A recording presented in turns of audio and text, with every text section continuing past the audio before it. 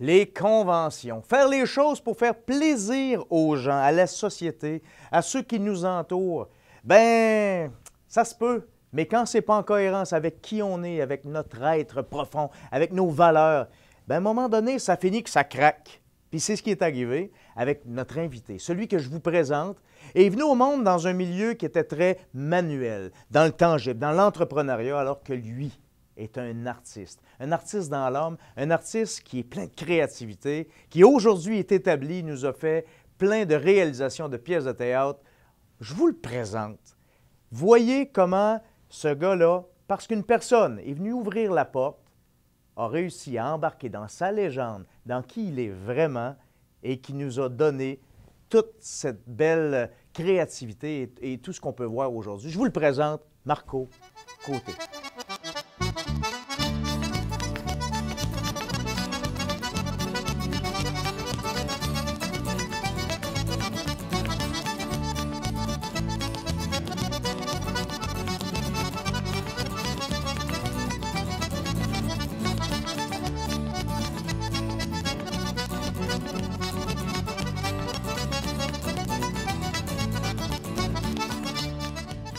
Aujourd'hui, ma légende, celui que je trouve inspirant, parce que je le connais, pas tant que ça, mais assez pour savoir que cet homme-là a pris des décisions dans sa vie, puis ce qu'il a fait aujourd'hui, qui est là, qui est présent, qu'on le voit, qui est un homme de théâtre, un homme qui rayonne, ben on va en parler, puis c'est là qu'on va essayer de voir comment ce gars-là, Marco Côté, vit sa légende, puis comment vous autres, ça pourrait vous inspirer. Salut Marco! Salut! Merci infiniment de te prêter à cette entrevue-là, pour qu'on apprenne à te connaître aussi, puis peut-être sur un angle inconnu jusqu'à maintenant. Bien, merci beaucoup à toi. Moi, ça me touche beaucoup. Ça me touche beaucoup que tu m'aies contacté pour ça, puis je te remercie. Parfait. Des gens te connaissent, d'autres pas, parce que... Puis j'aimerais déjà commencer en te posant cette question-là. Marco Côté, c'est qui? Qu'est-ce que tu fais? Qui es-tu? C'est qui Marco Côté, professionnellement ou humainement? Un peu les deux. Un peu les deux d'écrire. C'est quoi ta journée aujourd'hui? C'est qu'est-ce que tu fais dans ton... oui, ton métier, mais qui es-tu? Je la laisse Marco Côté, en 2016, c'est probablement un gars qui se questionne, mais autrement que plus jeune, qui est devenu pas plus sage, qui essaye. Qui travaille plus fort qu'avant à être sage, plus posé aussi, moins fou, moins explosif. J'étais d'une nature artistique très explosive. Et puis, je tends on dirait qu'à l'âge que j'ai maintenant, 44 ans, j'ai comme réalisé cette année, c'est étrange, c'est vraiment cette année que j'ai réalisé que, c'est pas dramatique ce que je dis là, mais moi, je vois la vie comme une montagne et que là, je commence à redescendre la montagne. Là. OK. Je suis rendu là. Je me dis 44 ans, on est pas mal rendu au milieu de la vie. Donc, c'est le temps de faire des bilans. C'est le temps de savoir qu'est-ce qui était correct puis qu'est-ce qui ne l'a pas été. Puis c'est quoi que je veux pour la suite. Pour la suite, là, pour la descente de la montagne. OK. Marco, tu es un gars qui écrit des pièces de théâtre. Oui. Tu en as combien à ton actif d'écrites? Je suis rendu à 10, une dizaine, oui. À 10. Oui. Dans ces 10-là, il y en a qui ont vécu beaucoup. Oui. Hein? Oui. Les Vrais Mâles, entre autres. Les Vrais Mâles, 15 ans. 15 ans, qui ont traversé l'Atlantique. Oui, qui est allé en France. Il y a un projet, je sais qu'ils sont en train de retravailler le show. Ils regardent vraiment pour pousser le spectacle. Puis ça, c'est quelque chose de fabuleux qui est arrivé, encore une fois, que c'est pas moi qui ai poussé ça. C'est arrivé par hasard. C'est des gens qui cherchaient une production. Ils sont venus lire des trucs chez nous. Ils cherchaient vraiment 3 gars, une fille. Ils sont tombés sur le texte des Vrais Mâles par hasard. Et là, ils ont fait une recherche sur les articles de journaux, tout ça. Puis ils ont dit, ah, mon Dieu, ça a l'air d'avoir bien fonctionné. Et moi, je revenais de voyage de noces. J'étais en Italie. Quand je suis revenu, j'avais un courriel de la France, de quelqu'un qui voulait monter le spectacle. Au début, je croyais que c'était un canular. Je me dis, bon, il y a quelqu'un qui me joue un tour, c'est sûr. Okay. Mais à force de discussion, on se rend compte que c'est vrai, oui, il y a vraiment des gens qui ont le goût de monter ça, surtout qu'elle disait, d'habitude, on montait du Tremblay, on a le goût de changer. Je dis, c'est vraiment n'importe quoi. Là. On croyais pas à pas. Tremblay, là. Non, mais non. Hein, Mais quand même, c'est non, c'est je vrai. pense pas. Je pense qu'ils ont juste voulu peut-être essayer autre chose, mais OK. je le prends plus comme ça. Tu sais, ils ont voulu... Tremblay, c'est un monstre. C'est vraiment un style aussi très différent. Moi, je donne dans de la comédie, surtout Les Vrais Mâles, c'était fait sans prétention. C'était dans le seul but de divertir et d'amuser les gens. Donc, et je suis content de voir, j'ai assisté à ça en Europe, il y a 2 ans, à Paris. T'as vu ta pièce? Oui, jouée par des Français. Jouée par des Français. Puis ça m'a beaucoup touché. C'était... On pense pas à ça, on y croit pas à ça quand on... J'étais loin de croire à ça quand j'ai écrit ça en 96, Ouais. là, quand j'ai travaillé là-dessus. Bon, puis on va y revenir à l'écriture Ouais. de ça un petit peu plus tard. Juste continuer à te décrire un peu. Mhm. Animateur de radio, Oui, je suis chroniqueur. chroniqueur Ouais. à une radio ici en Beauce. Oui. Sainte-Marie. Oui, Sainte-Marie, Chaque FM FM. 105, oui. Excellent. T'es là, puis ça fait plusieurs années que 18 t'es ans. 18 ans. 18 ans déjà. Que t'es présent, puis t'es présent Ouais. sur la scène. Bon an, mal an aussi, parce qu'il y a des années où, bon, des fois, c'est des questions budgétaires, il y a des périodes où j'étais là à temps plein, et des périodes où j'étais là 2 fois par semaine, 1 fois par semaine, des fois, souvent, bénévole, mais je continuais d'être là, après ça, salarié. Mais OK. la radio de Sainte-Marie, personnellement, ça m'est à cœur. J'aime OK. beaucoup la radio de Sainte-Marie aussi. Je trouve que c'est bien d'avoir... C'est du culturel. Moi, je trouve que le culturel, une ville, un endroit sans culture, c'est une place qui est morte. OK. Toi, ça, c'est important pour toi. Ah oui, oui, Hein, tu le énormément. portes. Tellement, puis tu parles de la radio que tu portes au cœur. Je sais que tu es un gars qui est très bien implanté ici en Beauce. C'est un choix aussi que tu as fait parce que Oui. dans le métier que tu fais, écrire des pièces de théâtre, tu es acteur toi-même. Mm-hmm. Je te connais comme étant quelqu'un qui fait partie de ces pièces, mais aussi qui... bon, J'aime beaucoup l'arrière-scène, par contre. J'aime beaucoup travailler dans les Ouais. coulisses, dans l'ombre, mais ça m'arrive d'être... T'as les deux. Tu fais les deux, Ouais. hein? Puis, Ouais. mais tout ça, puis je t'ai même vu faire de la figuration à la télévision, à faire des... C'est quelque chose qui t'anime. Bien, on comprend que tout ce domaine-là, l'effervescence, le développement, c'est plus à Montréal que ça se passe. C'est à Montréal que ça se passe, Hein? c'est sûr. On le sait. On le sait, puis je gagnerais 5 fois mieux ma vie. C'est la réalité. Mais derrière ça, je gagnerais 5 fois mieux ma vie, mais qu'est-ce qui est important? C'est de trouver qu'est-ce qui est important pour moi. Est-ce que c'est l'argent? Est-ce que c'est ce bien-là, de pouvoir te procurer peut-être plein de choses?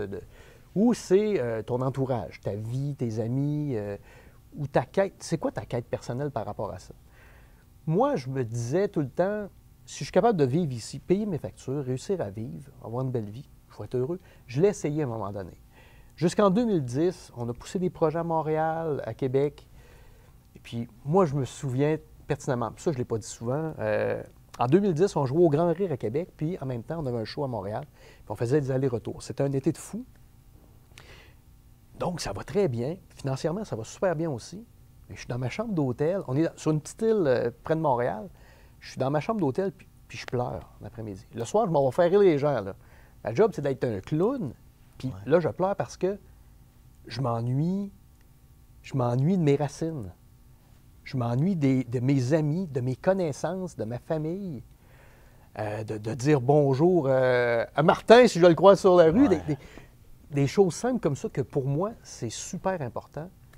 Puis je fais, OK, je pense qu'il faut que je redresse. Tu as senti là Ouais. que tu n'étais pas en cohérence Non. avec toi. Non, parce que dans ma tête, c'était ça le but ultime dans ma carrière. Parce que c'est tout le temps ça qu'on pense, c'est tout le temps ça qu'on croit. Tu décides que tu veux devenir un artiste. Tu décides pas, premièrement, que tu es un artiste, Ouais. mais tu décides de faire carrière. Là, tu dis, où est-ce que je veux aller? Veux-tu me rendre à Montréal? Veux-tu aller à Hollywood? On peut voir. Puis moi, je me suis rendu compte que rendu là, c'était pas ça. C'était pas ça que je voulais. OK. Et puis, Ta définition du succès, ouais. qui aurait pu être la définition de bien des artistes, c'est-à-dire de diffuser devant le plus grand nombre de personnes possible et de gagner le plus d'argent possible. Ça pourrait être une définition que plusieurs artistes se donnent du succès. Et face au monde, hein, je te dirais, moi, même encore aujourd'hui, souvent, quand je discute de ça avec des gens, ils font « T'avais-tu le talent? T'avais-tu... » Et ça... Le jugement. Le jugement, et que ça vient me chicoter. OK. Puis, parce que on dirait qu'on n'a pas le droit de choisir les choses simplement. On dirait toujours qu'il faut performer au-delà, puis on a le droit de... Moi, je veux que mon produit se promène. D'ailleurs, on travaille très fort en ce moment. On est en train de repousser des produits à Montréal, tout ça, puis on m'a demandé encore une fois, est-ce que tu veux faire partie du produit? J'ai dit non. Que le produit devienne une vedette, bien correct. Moi, je veux rester ici. OK. C'est comme ça. Mais c'est très, très intéressant ce que tu es en train de dire là. Parce que les gens qui t'entendent sont en train probablement aussi de prendre conscience qu'il y a deux choses. Le jugement des autres est important dans la vie. Oui. Il est important, pas tant que ça, mais en quelque part, il l'est parce que le jugement, parce que de se reconnaître par la notoriété que ça peut amener, c'est quelque chose qu'on peut trouver important jusqu'à ce qu'on se questionne vraiment. Oui, mais puis le jugement, je pense que ça dérange tout le monde. Et encore plus un artiste, parce que le but d'être un artiste, c'est qu'on veut être aimé en quelque part. Faire plaisir. C'est bien oui. certain, on veut faire plaisir, on veut... Il y a ce côté-là. Donc, dès qu'on a un jugement, c'est blessant, ça nous questionne. Puis c'est dommage d'être obligé d'être sur la défensive pour quelque chose, pour des convictions. Moi, je pense pas que j'ai moins de talent en restant dans la Beauce, là. Aucunement. Là. Je veux dire, comme j'ai pas plus de talent parce que je suis en ville, j'ai le même talent. Ouais. J'ai des amis qui sont dans le métier, qu'on voit à la télévision, qu'on se parle fréquemment, puis c'est drôle, eux n'ont pas ce jugement-là, par exemple. C'est souvent parce qu'ils ils connaissent la game, ils savent que c'est une game, ils savent que c'est sûr que si tu vas à Montréal, tu travailles fort, tu vas développer ton affaire, mais ça reste la même personne que quand elle vivait dans son coin de région. Moi, c'est juste que ça me plaît moins, puis c'est comme ça. Donc, tu l'as réalisé, Ouais. puis tu poses des actions en cohérence, puis tu dis, moi, c'est correct. Je l'ai essayé même, je suis allé, je filais vraiment pas bien, aller jusqu'au fait même, tu dis, moi, ça m'a rendu triste en après-midi, je suis seul dans ma chambre d'hôtel, puis c'est pas ça la vie. C'est pas ça que je recherche. Ma vie à moi, c'est pas ça. Il faut que je me parle encore, souvent, parce que je développe des projets, j'ai des choses, ça reste toujours, en quelque part, tu te dis, OK, j'y vais-tu? Tu as tout le temps le goût de repousser ça, puis tu dis non, vas-y pas, tu sais que ça ne te plaît pas. Ça. Tu vas le faire pour les autres. Tu vas le faire juste pour faire paraître, faire miroiter ton talent, puis c'est pas une bonne raison. Non. C'est que ça, c'est super bon pour l'ego, par exemple. Oui. Hein, pour notre ego, là, mais dans le paraître, puis l'ego, puis ça, t'es en plein, tu touches quelque chose de très, très important. Prendre des décisions pour nous, c'est pas nécessairement prendre des décisions pour notre ego, puis pour se faire valoir. C'est ça, le sparkling, j'appelle, le petit brillant autour. Marco, écoute, tu me dis ça, tu es bien établi, tu es un gars de la place, tu es reconnu ici, puis tu l'as dit parce que tu as fait le choix de rester avec les gens, puis le petit salut, puis la reconnaissance, tout ça, puis la petite tape dans le dos, puis c'est quelque chose qui t'anime, qui te motive. Est-ce que tu as toujours su que c'est ce que tu voulais faire dans la vie? Ça, c'est quelque chose que je me suis demandé plus tard, plus vieux. Est-ce que j'ai tout le temps voulu faire ça?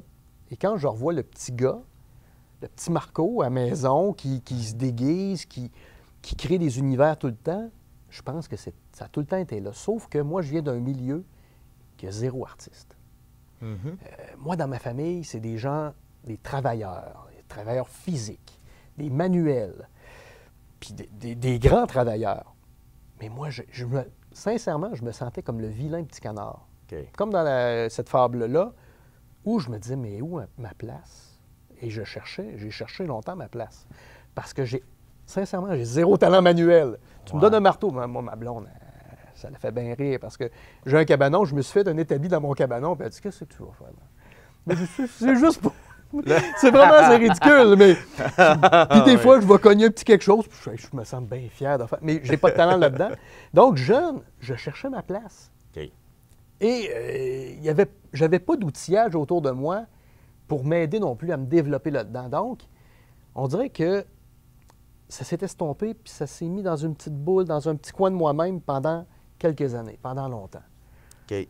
Pendant assez longtemps. Tu as pris cette essence-là que tu avais Oui. par encore là par les conventions. Ici, on est en Beauce, puis on sait que c'est entrepreneurial, que c'est... En Beauce, généralement aussi, là. C'est les affaires, c'est les usines, c'est bon. Oui. Et la culture et l'artistique n'ont pas nécessairement été très prônés dans les dernières années. En tout cas, si on recule de là, peut-être 25 ans. Nous, on est des années 70. C'est ça. Donc, c'était beaucoup moins. Maintenant, je trouve qu'il y a beaucoup d'opportunités. Oui. Dans les polyvalentes, ils font beaucoup. On n'avait pas ça, nous. On avait. Non. C'était moins. Un Beauceron, là, ça travaille fort. Puis tu feras du théâtre le soir puis la fin de semaine pour t'amuser. Oui, là. c'est ça. Mais c'est pas. C'était ça. C'était ça. Un plaisir pour se divertir à côté, mais va travailler. Va faire ton chiffre. Mais va travailler. Ouais. C'est ça. Ouais. Hein, parce que c'est pas de l'ouvrage. Non, c'est ça. C'était pas reconnu comme ça. Donc ça tu l'as vécu, tu étais obligé de mettre ça un peu de côté par convention pour plaire aux autres, puis pour aussi pour vivre, hein, pour faire partie de... Et là, à un moment donné, c'est là, ça doit vouloir prendre sa place. Ta légende personnelle à toi doit vouloir sortir. Et qu'est-ce qui fait... Quand est-ce l'élément déclencheur qui fait que, OK, il faut que ça prenne la place, c'est moi, là. Ouais. C'est qui je suis. Il y a plusieurs facteurs là-dedans, puis il y a quelque chose à un moment donné que je sentais, et ça, c'est sans prétention que je dis ça, mais tu sais, quand tu sens que tu es faite pour faire autre chose. Je travaillais pour mon bon ami Éric Dulac dans ce temps-là, j'étais chez Twist Laser, j'étais gérant du magasin de musique, Éric était moins présent, mais j'étais plus heureux.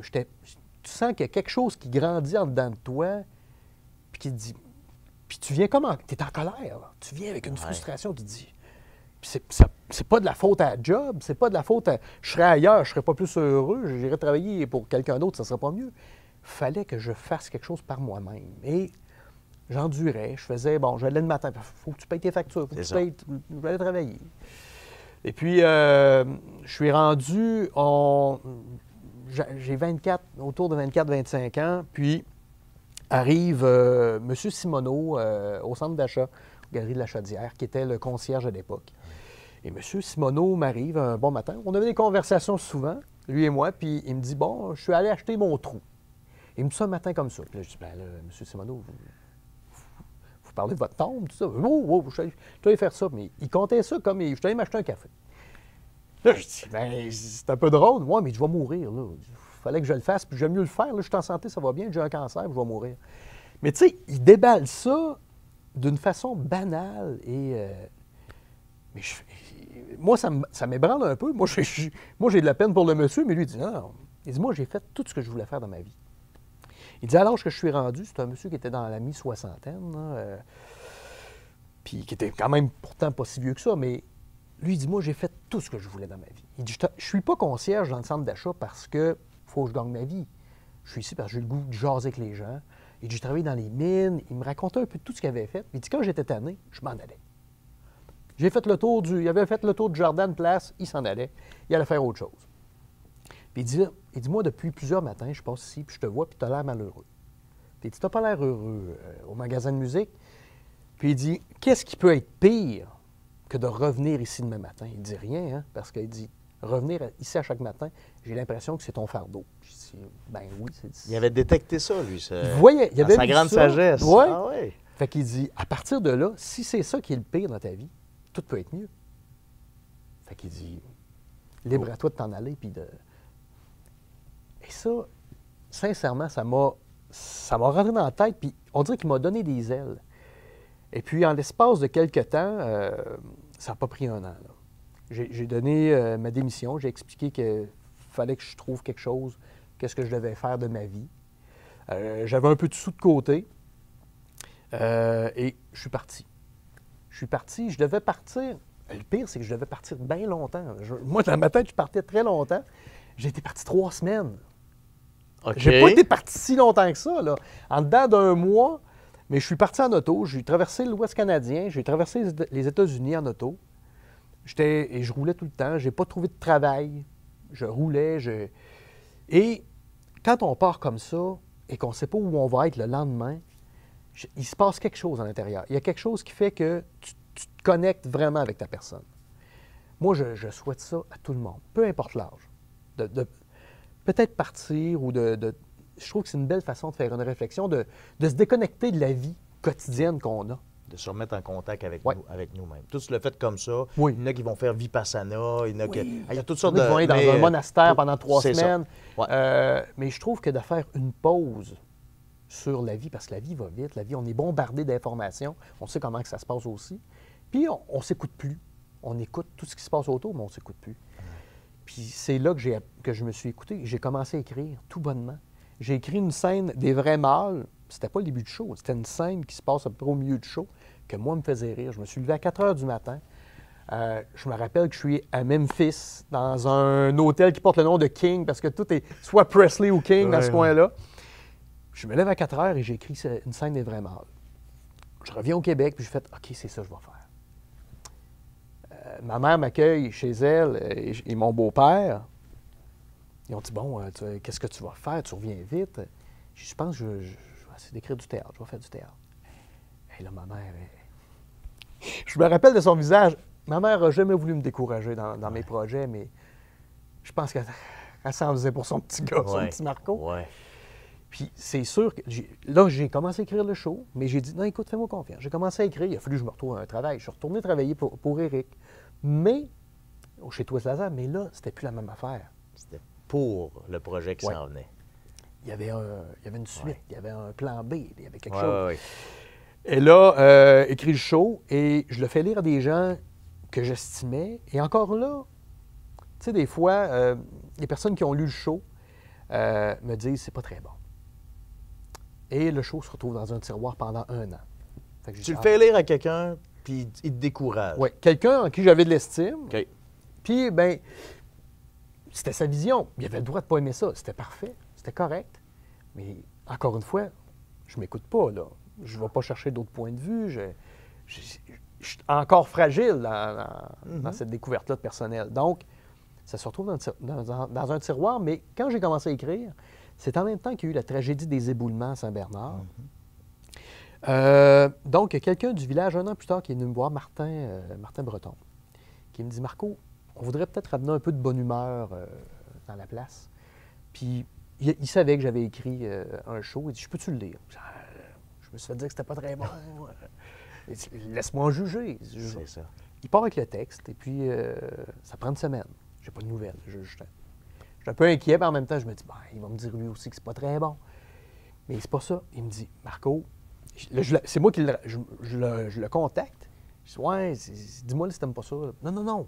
Il dit, au contraire, il dit, là, je suis en train de regarder pour faire la distribution, parce qu'on va monter le show. Parce qu'il dit, écoute, on a du fun, on va le monter en janvier. Là, on est à un triste anniversaire, on est à l'automne. oui. Des événements, il dit, on va attendre en janvier 99 pour monter le show, puis tu veux-tu faire la mise en scène? Moi, j'ai jamais fait ça. Mais je dis oui. Parce que je dis, on m'ouvre la porte sur ce que j'ai envie de faire. Fait qu'on va plonger, puis on va voir ce que ça va donner. C'est ça. Ouais. D'incertitude. Ouais. Et là, en découle le succès qu'on Ouais. connaît aujourd'hui. Ce qui devait être 2 soirs. On devait faire 2 soirs à Saint-Bernard. C'est devenu 4 soirs. On s'est promené partout dans la région. Je me suis retrouvé dans une école après ça d'écriture à Québec. On s'est retrouvé au Capitole. Encore une fois, personne ne voulait acheter le show. Puis c'est ça que j'ai appris. Il a fallu que moi, j'apprenne ça parce que je pense qu'on a tous un plan et des trucs qui sont pas contre nous, qui sont là pour nous tester tout le temps. Et moi, je me suis rendu compte que la confiance, elle vient jamais tout seul. Souvent, j'ai essayé de vendre mes choses, ça ne fonctionne pas. Puis c'est comme si j'ai un test de vie. De dire, tu y tiens-tu vraiment? Tu crois-tu, toi? Est-ce que tu y crois? Oui. Bien, c'est ça que ça a fait. Pour les vrais morts, on n'y croyait pas. Il y a des gens qu'on a approchés qui n'y croyaient pas non plus à Québec, malgré le succès Beauceron. Bien, on a fait un théâtre-ton au Capitole et Jean Pilote est venu voir le show, il aimait ça, il nous a acheté dans l'été. Boum. Puis écoute, ça a tout le temps été comme ça, ça n'a pas arrêté de Marco, ça va vite, il ne nous reste pas beaucoup de temps. C'est incroyable. Je parle beaucoup, hein? Non, puis tu as J'ai tellement plein d'affaires le fun. Moi, on est assis ici à Sainte-Marie, dans la salle de cinéma. Et je sais, pour avoir eu une bonne discussion avec toi un soir, à un moment donné, que tu m'as parlé d'une histoire exceptionnelle. Écoute, faut la concentrer, la condenser, mais je veux que tu nous dises, tu as rencontré un homme qui était le propriétaire de la salle de cinéma, puis je te laisse partir là-dessus. Ouais. Raconte-moi cette histoire-là parce qu'elle est vraiment wow. Marcel, et c'est le contact, tantôt je t'ai parlé de M. Simoneau, qui, par rapport à un décès, m'a amené quelque chose, des éboulements, c'est une tragédie qui m'a fait naître en quelque part. Je ne sais pas pourquoi, j'ai vraiment un lien avec mort et naissance. Une naissance d'un projet, oui. Et Marcel, qui était ici propriétaire à l'époque, on avait des discussions de cinéma régulièrement. On est devenus amis dans une période où lui a appris qu'il allait décéder, qu'il avait un cancer. Et on a créé des liens. Il savait que j'aimais énormément le cinéma. Je mangeais du cinéma, j'étais toujours ici. D'ailleurs, moi, je m'amuse à dire que la salle numéro 1, le siège numéro 6, la journée où je serai disparu, soyez-vous pas là, c'est ma place. C'est ça. Je vais venir voir des films, je vais continuer à venir au cinéma. Mais se sachant malade, il avait commencé à faire des chroniques à la radio. Il dit « Veux-tu me remplacer? » Pour ceux qui se souviennent à l'époque, moi, j'avais de la misère à parler, j'avais de la misère à m'exprimer. Je pars vraiment de très loin, sincèrement, et je travaille toujours parce que c'est pas un naturel chez moi de faire ça. Mais il m'a ouvert cet univers-là, puis je continue de faire de la radio depuis 18 ans. Et Marcel, même au théâtre, parce que tout est découlé, ça a aidé pour le théâtre, ça a aidé pour plein de choses. C'est à cause de la radio qu'à un moment donné, je me suis retrouvé à jouer aussi. Parce que ça m'a donné la confiance de m'exprimer aussi aux gens. Le petit gars gêné, très réservé. Moi, j'étais seul. À l'école, j'étais souvent tout seul. Je faisais pas pitié, mais j'étais un peu timide. J'étais dans ma bulle. J'étais dans ma bulle. Ouais. Mais tout ça, ça m'a ouvert sur un monde. Et des gens comme Marcel, je leur dis merci encore souvent. Au théâtre, souvent, avant de jouer, avant d'entrer sur scène, il y a des gens comme ça, il y a quelques personnes que je remercie. Il t'a donné cette opportunité-là. Ouais. Et Marcel aussi, c'est quelqu'un que même dans la maladie, tu as continué d'aller voir pour lui parler du cinéma, pour lui parler pas juste de sa maladie, puis ça y a fait du bien. Ça m'avait touché parce que j'étais une des seules personnes qui est allée le voir chez lui. Puis je lui demandais s'il y a plein de gens qui venaient. Il dit non, il y a toi qui viens. Puis il y a très, très peu de gens parce que il dit, tout le monde me parle de ma maladie. Et je ne veux pas entendre parler de ça. Puis moi, j'allais pour parler d'art et spectacle, de showbiz, de cinéma, qu'est-ce qui arrivait dans le domaine du cinéma.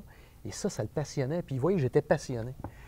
Puis je sais pas, encore une fois, c'est ça, c'est cette relation-là entre la mort et la vie. Puis quand je te disais que j'arrive dans le haut de la pyramide et j'ai l'impression que je commence à... Je sens pas ma mort venir, c'est pas ça. Non, mais je commence à passer le flambeau. Depuis un an, je travaille avec des jeunes comédiens, puis je pense à ces gens-là, puis je me dis, OK, c'est ça aussi qu'il faut faire. Puis c'est ça, la vie. C'est le passage. Écoute, donner nos passions un peu. On est rendu à la fin de l'entrevue, puis comme je dis, il y a tellement encore de choses que j'aurais aimé ça, jaser avec toi, mais on va justement y arriver à la fin.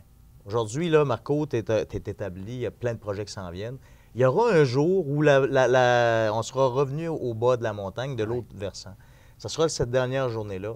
Qu'est-ce que tu aimerais que les gens racontent? Quelle est la légende que tu aimerais que les gens racontent sur Marco Côté pour dire « Ah, ma vie, là, s'il raconte ça de moi, j'aurais réussi, j'aurais fait quelque chose. » C'est quoi? C'est spécial, hein? Moi, ce que je me rappelle le plus par rapport à mon travail, c'est quand quelqu'un vient me voir, et c'est arrivé à quelques occasions, qui me racontent des trucs super personnels à eux, des drames, puis qui me disent « Tu m'as fait du bien pendant 2 heures, 1h30, 2 heures.